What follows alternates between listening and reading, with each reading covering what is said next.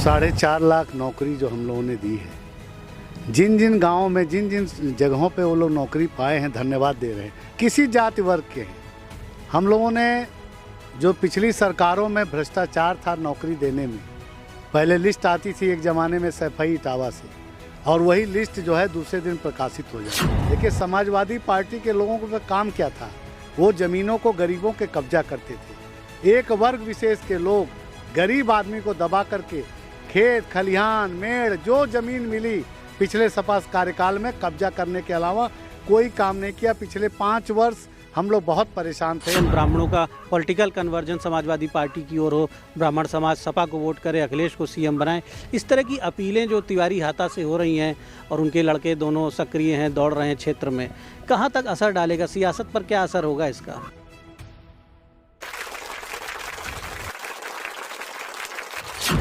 पूर्वांचल ही नहीं, उत्तर प्रदेश की कोई भी राजनीतिक चर्चा पूर्व मुख्यमंत्री वीर बहादुर सिंह को शामिल किए बगैर पूरी नहीं हो सकती। और आप हमारे साथ जो विराजमान हैं, उत्तर प्रदेश की एक राजनीतिक शख्सियत हैं फतेह बहादुर सिंह। 6 बार लगातार विधायक हैं, कैबिनेट मंत्री भी उत्तर प्रदेश सरकार में रह चुके हैं, और आपके ही पिता वीर बहादुर सिंह उत्तर प्रदेश के मुख्यमंत्री भी थे। तो जाहिर सी बात है कि सियासत आपके खून में है, एक बड़े राजनीतिक परिवार से ताल्लुक़ रखते हैं, और लगातार कई बार विधानसभा चुनाव अगर जीत रहे हैं तो इन्हें उत्तर प्रदेश की सियासत का एक दिग्गज नेता कहना गलत नहीं होगा। बहुत बहुत स्वागत है फतेह बहादुर जी आपका द इंडियन ओपिनियन में। धन्यवाद आपको, बहुत बहुत धन्यवाद। और ये क्षेत्र जो है, ये विधानसभा आपकी कैंपियरगंज विधानसभा है। पहले पनियरा विधानसभा आपकी थी, परिसीमन के बाद कैंपियरगंज हो गई है। 6 बार एमएलए रहे हैं। इस बार जो चुनौती दिख रही है, अखिलेश यादव बड़े मनोबल के साथ आगे बढ़ रहे हैं। उन्होंने कई जातीय छत्रपों को जोड़ा है, स्वामी प्रसाद मौर्य को जोड़ा है, और भी कई छोटे दलों के लोगों को जोड़ा है, और ये दावा कर रहे हैं कि 85% लोग उनके साथ जा रहे हैं। देखिए, भ्रम तो किसी चीज़ का हम नहीं कह सकते अगर उनको भ्रम हो गया है। शासन सत्ता कर्म के बल पर चलती है, और पिछले कार्यकाल में 2017 से जैसा योगी जी ने उत्तर प्रदेश में कानून व्यवस्था और गांव-गांव जो ये राशन वितरण कोरोना काल में हुआ, और जो जनप्रतिनिधि हम लोग आपके समक्ष बैठे हैं, हम लोगों ने कोरोना काल में बड़ी मेहनत की है। कोरोना काल में समाजवादी पार्टी क्वारंटाइन हो गई थी। कोई भी समाजवादी पार्टी का नेता 1.5 साल तक दिखाई नहीं दिया। हम लोगों को क्षेत्रों में हम लोगों की मौजूदगी रही, उससे जनता में एक अच्छा मैसेज गया है, और जनता ये पहचान चुकी है। गांव-गांव जनता यही कह रही है कि योगी जी से अच्छी सरकार कोई नहीं। आप 6 बार इस क्षेत्र में लोगों ने आपको विधायक बनाया। जाहिर सी बात है कि आप लोकप्रिय हैं, इसीलिए बार बार जनता आपको अपना जनप्रतिनिधि चुन रही है। क्षेत्र में लोगों से मिलते हैं तो किन उपलब्धियों की चर्चा करते हैं? क्योंकि अखिलेश यादव तो कहते हैं कि बीजेपी ने पहले नोटबंदी लाकर लोगों को आर्थिक रूप से कमज़ोर किया, फिर सरकार ने लोगों के कार्रवाई के नाम पे लोगों के मकान तोड़े, घर तोड़े, सरकार ने आर्थिक रूप से लोगों को पीछे ढकेला, लोग बेरोज़गार हैं, युवाओं की बात करते हैं, शिक्षा, रोज़गार और पेपर लीक की बात करते हैं। मुद्दे क्या इन चीज़ों की चर्चा है धरातल पे? देखिए, 4.5 लाख नौकरी जो हम लोगों ने दी है, जिन जिन गाँवों में जिन जिन जगहों पे वो लोग नौकरी पाए हैं, धन्यवाद दे रहे हैं। किसी जाति वर्ग के हैं। हम लोगों ने जो पिछली सरकारों में भ्रष्टाचार था नौकरी देने में, पहले लिस्ट आती थी एक ज़माने में सैफई इटावा से, और वही लिस्ट जो है दूसरे दिन प्रकाशित हो जाती थी। इस सरकार ने एक स्वच्छ प्रशासन देने का काम किया, और निश्चित रूप से उत्तर प्रदेश के यशस्वी मुख्यमंत्री परम पूज्य योगी आदित्यनाथ महाराज जी के नेतृत्व में उत्तर प्रदेश में अपराधी खत्म हुए हैं, और या तो प्रदेश के अंदर हैं, या प्रदेश के अंदर है तो वो जो है जेल के अंदर हैं, और ज़्यादातर प्रदेश के बाहर पलायन कर चुके हैं। अपराधी परेशान है। देखिए, समाजवादी पार्टी के लोगों का काम क्या था? वो ज़मीनों को गरीबों के कब्जा करते थे। एक वर्ग विशेष के लोग गरीब आदमी को दबा करके खेत खलिहान मेड़ जो ज़मीन मिली पिछले सपा कार्यकाल में कब्जा करने के अलावा कोई काम नहीं किया। पिछले 5 वर्ष हम लोग बहुत परेशान थे। समाजवादी पार्टी की जब सरकार थी, बड़े बड़े नेता तक परेशान थे इस सरकार से, और उस सरकार का जो भय बना उस समय, वही भय कारण है कि योगी जी फिर से मुख्यमंत्री होने जा रहे हैं। अच्छा, आपको लेकर जो क्षेत्र में लोगों की आकांक्षाएं हैं, आप 6 बार एमएलए रहे हैं, आपको क्या लग रहा है बतौर एमएलए? मिनिस्टर भी आप रहे, कैबिनेट मंत्री भी रहे, क्या कुछ दे पाए हैं क्षेत्र को, कितना सफल रहे हैं आपकी राजनीतिक पारी? कोई और ना कुछ कहे, आप स्वयं, आपकी आत्मा, आप स्वयं को एक राजनेता के रूप में कितना सफल मानते हैं? क्या कुछ धरातल पर जनता के विकास के लिए, लोगों के जीवन स्तर को उठाने के लिए आप दे पाए हैं? जिस प्रकार से ये नया बेल्ट मुझे मिला था, उस हिसाब से करोड़ों की योजनाएं, 1300 करोड़ की सड़कें। अभी आप कालेसर से होकर के कभी इधर आइए, जंगल कौड़िया, जितनी भी गांव सभाएं हैं इसी विधानसभा की हैं। एक बड़ी उपलब्धि ये है, ऑक्सीजन से लोग जब परेशान थे एक समय में, मैंने अपने विधायक निधि से ऑक्सीजन प्लांट कंपियागंज में अस्पताल में लगवाया, गोद लिया। जंगल कौड़िया के अस्पताल को परम पूज्य योगी आदित्यनाथ जी ने गोद लिया, कैंपियागंज के अस्पताल को मैंने लिया। आज वेल इक्विप्ड हमारे अस्पताल हैं, किसी भी संकट से जूझने के लिए हमारे अस्पताल तैयार हैं।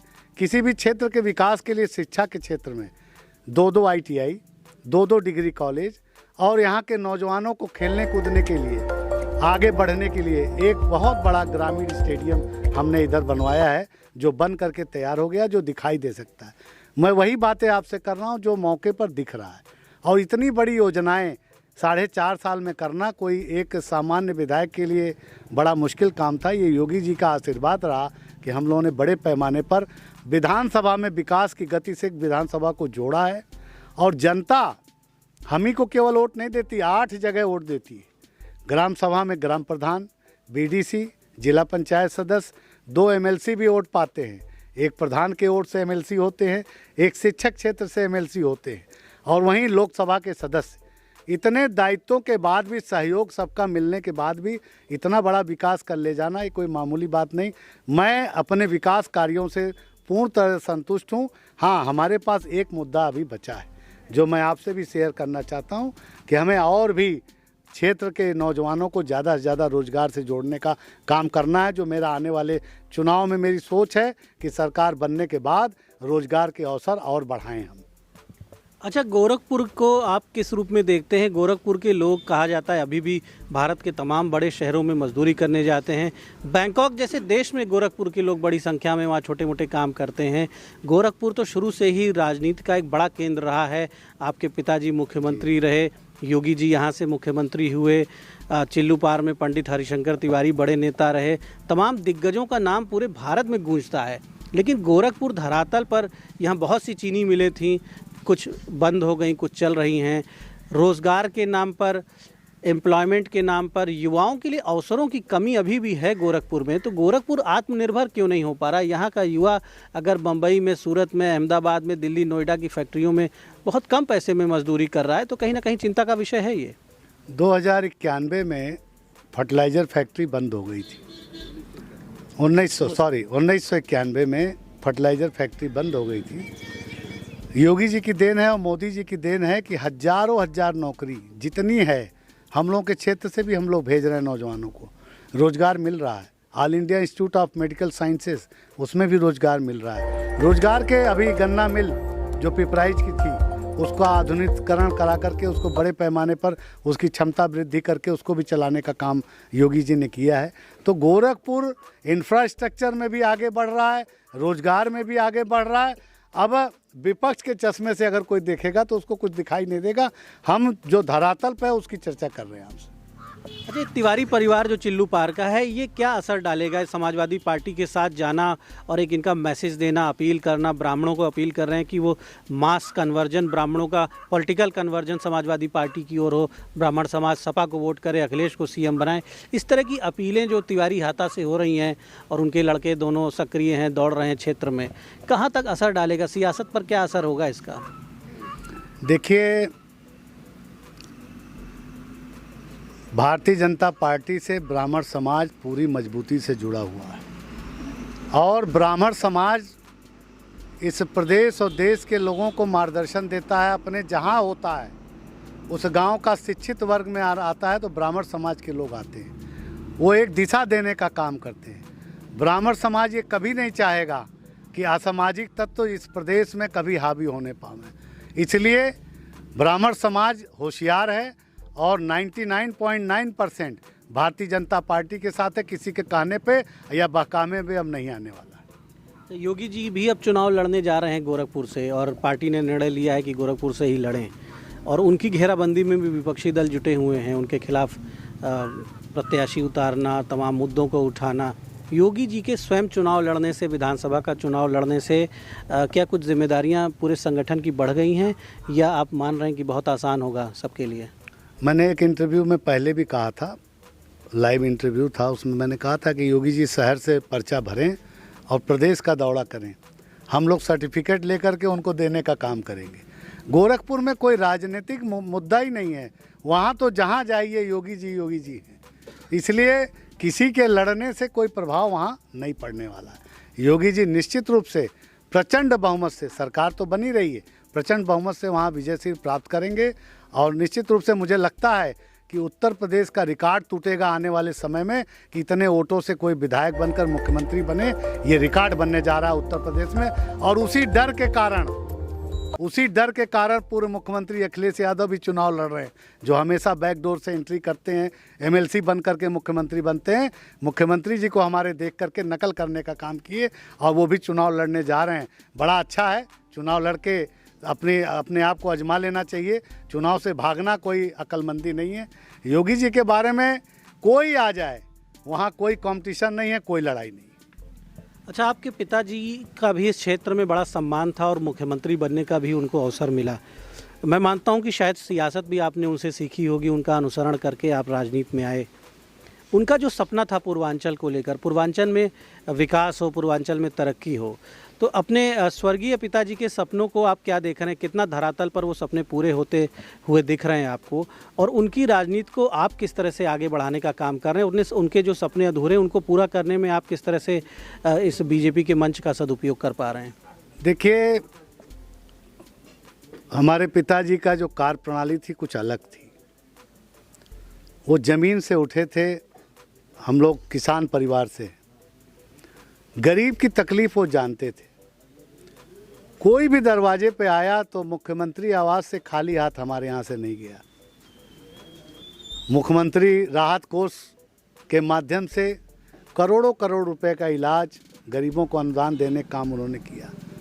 ब्यूरोक्रेसी पे जो नकेल उनकी थी उत्तर प्रदेश के इतिहास में, वैसा मुख्यमंत्री का ब्यूरोक्रेसी पे नकेल या तो हमने अपने पिताजी में देखा या योगी जी में मैं देखता हूँ कि ब्यूरोक्रेट को बता देते हैं कि भाई हम क्या हैं, सरकार माने क्या होता है। मैं बहुत छोटा था, मुझे याद है कोई माननीय विधायक जी आए थे हमारे पिताजी से मिलने, तो कोई काम दिए तो बोले कि साहब इसमें, अधिकारी ने कहा कि साहब इसमें जियो नहीं है। उन्होंने कहा जियो क्या होता है? जियो तो हम बनाते हैं, जारी करो तुरंत। तो काम ऐसे होता है, तत्काल निर्णय, तत्काल आदेश का पालन। सरकारें, देखिए सरकारें जो है, जब तक डंडा लेकर के हाथ में मुख्यमंत्री नहीं रहेगा तब तक सरकारों का जो मार्गदर्शन होता है वो सही नहीं होता है। इसलिए मुख्यमंत्री जी हमारे वर्तमान बहुत ही प्रशासनिक क्षमता वाले मुख्यमंत्री हैं और अधिकारियों की नकेल उनको मालूम है कि कैसे काम लिया जाता है। इसलिए पूर्वी उत्तर प्रदेश में पिछले 40 वर्षों को में जो काम नहीं हुआ वो काम योगी जी ने करा करके दिखा दिया। और स्वर्गीय वीर बहादुर सिंह जी के अगर सपनों को कुछ आगे बढ़ाने का काम किया तो योगी जी ने किया। अच्छा, आपके समर्थक तमाम ये कहते हैं कि आप बसपा सरकार में कैबिनेट मंत्री थे, बीजेपी सरकार रही लेकिन आप मंत्रालय में कैबिनेट में नहीं आए। तो लोगों का ये सपना, जो पहले आप पॉलिटिक्स में भाई प्रमोशन होना चाहिए जीवन में, जैसे सभी का, सब लोग आगे बढ़ते हैं, तो आप इतने बड़े परिवार से लगातार 6 बार आप जीत रहे हैं चुनाव, आपकी लोकप्रियता में भी कोई कमी नहीं आई, तो आपको पॉलिटिकल प्रमोशन क्यों नहीं मिल रहा उस हिसाब से? देखिए, ये तो समय समय की बात है, राजनीतिक चीज़ें होती हैं जिन पर बहुत चर्चा करने का मतलब नहीं है। समय सभी का आता जाता रहता है और सरकार में मंत्री होना बहुत महत्वपूर्ण नहीं है। अगर मैं मंत्री होता तो आज इतना जन सैलाब मेरे साथ न रहा होता, अगर मैं मंत्री रहा होता। मंत्री बनने से जनता की उम्मीद बहुत बढ़ जाती और मैं बड़ा सुखी हूँ कि मैं मंत्रिमंडल में नहीं गया। विधायक के रूप में जनता के बीच में 4.5 साल सेवा करता रहा। मंत्रिमंडल तो आते जाते, मैं तो 25 साल मंत्री रह लिया, तो बहुत उससे फ़र्क नहीं पड़ता है। मैंने कोई ऐसा नहीं, मैंने पीएमओ से लेके मुख्यमंत्री आवास से लेके सब देखा है। कोई ऐसी चीज़ मुझे नहीं लगती कि जो मुझे योगी जी के सहयोग से सम्मान न मिला हो, इसलिए मैं उस पर बहुत दिमाग नहीं लगाता। समय अनुसार सब चीज़ें मिल जाती हैं, मैं यही विश्वास रखता हूँ। तो आप उत्तर प्रदेश के देश के उन नेताओं में हैं जिनके लिए मंत्री बनना महत्वपूर्ण नहीं है, कोई लालसा बड़े पद की नहीं है, ऐसा आपका कहना है।